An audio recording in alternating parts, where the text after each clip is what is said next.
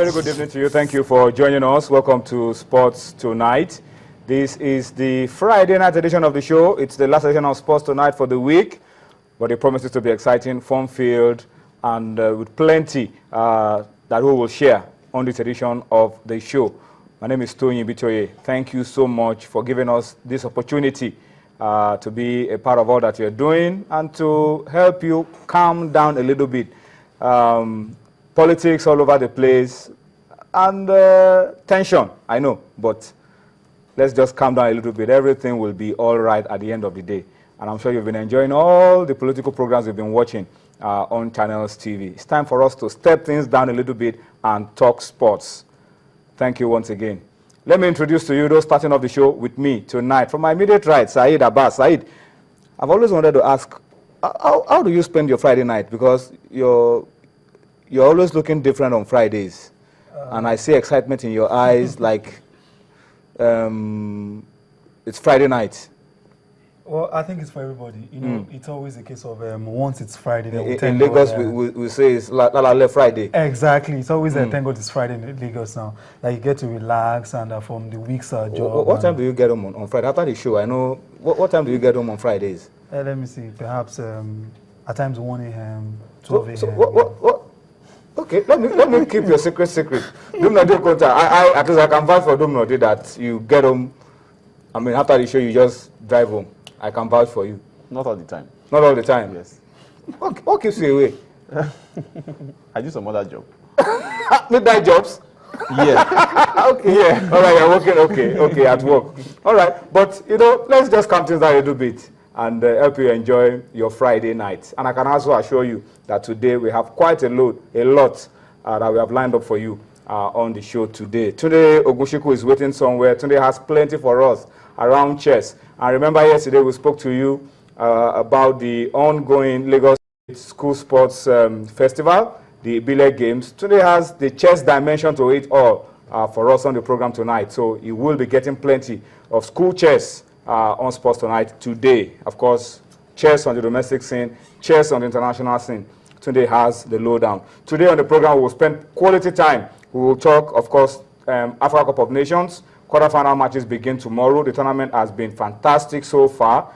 Thanks to Equatorial Guinea for rescuing CAF. And we must also commend CAF for thinking quickly and for resolving all the issues around Morocco pulling out and the Ebola virus and all of that. We will talk also about the Glow Super 6. We have a winner already for that pre-season tournament, although we have one round of games to go. We will give you all the lowdown. Dumnodi Okonta will be telling us about the teams, one after the other as well on the program tonight. We will take you to Europe, big games in Europe this weekend, a lot of big games. I'm sure you know some of those games already. We'll talk about it as well. And of course, Australia Open, we're down to the business end, the final for the women, the final for the men. We know the combatants. We'll talk about that as well and bring you highlights of those games as well. Of course, FIFA elections, one of the things we'll talk about on this show. We will also talk table tennis. We went to Egypt with a lot of expectation. We were conquered partially, and we conquered partially. So, Lekon Kusan, later on the show, we'll hope to get across to him. Just returned from Cairo with Team Nigeria to tell us exactly how it went down in Cairo with our table tennis team. So that is the package that we have for you on the show tonight. But Sports Tonight just won't kick off without you. We need you to kick off. And how do we do it? Via feedback. For those of you watching for the first time and you're wondering, how do we rate these guys? It's simple. The feedback mechanism is showing on your screen. We are active on Facebook. We are active on Twitter. As you can see on your screen, on Facebook, Channels, iPhone Sports. And if you want to tweet us, those handles are showing on your screen as well. At Channels_Sports at Tony Ibitoye. So please get busy with us. Tweet us, send your comments, your opinion to issues that we've raised on this show, and make your voice heard. Let's project your voice to millions and hundreds of thousands of those who are watching us all across the globe. All right, so we expect you to tweet us, and as you tweet, hashtag Sports Tonight. Don't forget, hashtag Sports Tonight. Yeah, let's also appreciate those who want to follow us and watch us live online outside of Nigeria. And you've been asking questions on Twitter. How are we able to see channels? How are we able to follow you guys live as you do it? We don't want to watch a repeat edition. We want to follow you guys live as you go on the show. You want to follow us on your iPad, on your iPhone, on your BlackBerry. It's simple. An address will be shown on your screen any moment from now. That's it. On YouTube as well. You can follow us and enjoy every bit of the show. Seamless transmission, seamless streaming of all our programs on Channels TV. m.channelstv.com, and use your iPad, your iPhone, your BlackBerry, and enjoy all that we have for you. Not just Sports Tonight, all the programs that we have for you on Channels TV. And it even gets easier if you can just download the app, Channels TV app, your Android, your iOS, Windows, and you know what you're doing? You're just carrying channels with you wherever you go. Makes it a lot easier for you. All right? So that's just by way of information for those of you who are asking that, look, we want more than just react and give comments. We want to actually follow you and be a part of all that you're doing. And don't forget, please, just remember to send us those tweets and tell us exactly where those tweets are coming from. All right. Gentlemen, how do we start off the show tonight? Let's start with FIFA elections. Deadline has passed. Or today is the deadline. Yesterday was the deadline. Blatter, you see, I don't know whether you guys agree with me. Those who win election are the ones who always beat the deadline at the last minute. Blatter waited to see all those who are going to come up. You just want to see everything. Let me see those who are contesting against me before I know whether I should go Or not. or I shouldn't go. He waited for everybody and he looked at it and said, look, these guys can't beat me They've even started stepping down. already. It shows he knows what he's doing. Ginola, let's talk about David Ginola. People said this was a joke, and it has turned out to be. He couldn't just even get the basic requirement of 5 national associations backing his bid. It's actually funny. We talked about it sometimes ago, talking about Ginola. He laid down things which he intended to do for FIFA if elected as FIFA president. We talked about it here, looking at his antecedents as a football player. And we were talking about him getting nominations. I think we argued that here, talking about him getting his nomination. We looked at that. But now it's actually a pathetic story coming from Ginola there. Why is it pathetic? The bookmaking company that bankrolled is speaking of forms, party power. I mean, they should have done the homework. The basic thing is look for those 5 national associations before you begin to make all these razzmatazz. I think it's just more or less somebody who just comes out from maybe just I don't know what. People going to take him first of all, next time. he created the brand name. He said what's it called? Reboot Football, Team Ginola. That would have been a better selling point. But you are going up against a man who understood the politics Some of the things they wanted to do.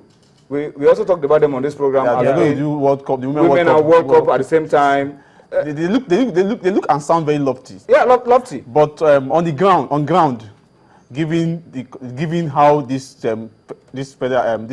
host associations, the kind of pressure they have, like Brazil alone last year, we know what the result of spending so much in hosting a tournament like the World Cup. We saw the protests that fell out of that from a country like Brazil. So we're going to expect that. What if this kind of idea had come up during that time? I think the protests would have any World Cup at that point. So I think Ginola came up with a lofty idea at the sound. But the process of getting to it's not how lofty. We know politics. Because I don't know what ideas. It's how you're able to lobby people to agree with the guideline very well. That's the first question. If you have read the guideline very well, you will know that you have to get nomination from 5 different countries. Which is supposed to be your basic. The first thing you are supposed to do, if I know this country is going to nominate me, this 5, then I'll come back to announce. But at the end of the day, you announce when you don't have the countries and you allow so many people throw so many people into the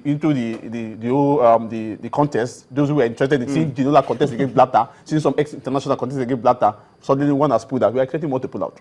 Because but other people are confident that they're going to get the 5.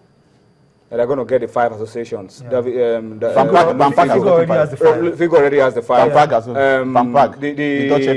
The Asian guy, Bin Hussein, Hussein, already has the 5. Jerome Champagne, well, maybe, I don't know. He could get the 5, considering how long he stayed at FIFA, and maybe the other guys will just meet up the requirement. But that aside, now that we know those involved, what is the story around the electoral committee and all of that? There are stories, candidates are waiting to find out a lot more about these elections. What really is the story? Well, maybe they are trying to look at how the guidelines will turn out and the process for contesting these elections. And because a lot of people Electoral committee are the ones that will bring out all these guidelines. And we all know a lot of people are expecting that Blatter we have a lot of these votes. But they have to get the process right. But it's not the responsibility of they want to know what the electoral committee will come up with. Whether it come up clean, the fact is that you have to get what is needed to unseat Blatter. Because that's the best thing you have to do. Go and look at the continent where you can get those block votes. Before you think of unseating Blatter, you have to look at those who are going to support you. That's why I said, no, those are going to support you first. The five people first. Because Blatter, how do you get those who will give you those votes? Because as far as I'm concerned, Africa, I know where Africa is tending towards. Asia, I know where they're tending towards. Europe, Blatter know how to get some of those Eastern European countries like Latvia, Lithuania. You can be sure that Russia will vote for get to Blatter. Then South America, some of the countries will go. So I don't know who because he has seen it very clear. That's why because if those countries are not being in favor of Blatter, Blatter would have submitted his bid. Yep. Okay, that's the story of the FIFA presidency elections. Interesting one. I can also tell you that there will be elections as well in different confederations of FIFA. CAF will also be having elections. There will be elections all across. So it's interesting times really for the politics of football at the highest level. We'll keep you posted, and we will also, apart from shedding light on what is going on at the FIFA stage, we should also be looking at CAF to see what is going to be available at the CAF level, and then see what is also going to be available at the FIFA level. The FIFA executive committee members could also be having elections and all of that. So this is really a time for us to focus on all of these, and it's important for us to also follow it. Because these are the guys. Elections for one of the, I think it's West African B. There's going to be an election because Yataki, I think his tenure will expire this next month or thereabout. So I think CAF will hold the contest in Equatorial Guinea. Interesting. That should be before the final of the Nations Cup. All right, so that's the story. We'll keep our eyes on all of that. But you can send your tweets and tell us about it as well. Now you know those who are in the ring. The chairman or the president of the Dutch FA, Michael Praag, is in, and a whole lot of other interesting persons. What do you think? Is Blatter staying for the 5th term? Only time. It would have been more competitive if we had just one candidate going against Blatter. But now you have so many Europeans divided. You have like five countries are for Figo, 5 countries are for the Asian, and 5 countries are already splitting the votes. Splitted themselves. So it would have been better if it was just one candidate against Blatter. Then I would have said they can get block votes. All right, so it's already looking like it's going to be a stroll in the park for Sepp Blatter. But let's go on a break now. This time we'll take you to Australia. We've been talking Asia all day. Let's go take you to Australia now and talk about the Asian Cup. That's one tournament that I've followed, and I can tell you the quality of the football has been very good, the quality of goals amazing, and it's been one very exciting tournament. Now we're down to the business end. Australia will be taking on South Korea in the final. But just sit back, enjoy some of those highlights, and then we'll come back. There's still plenty more for you on Sports Tonight.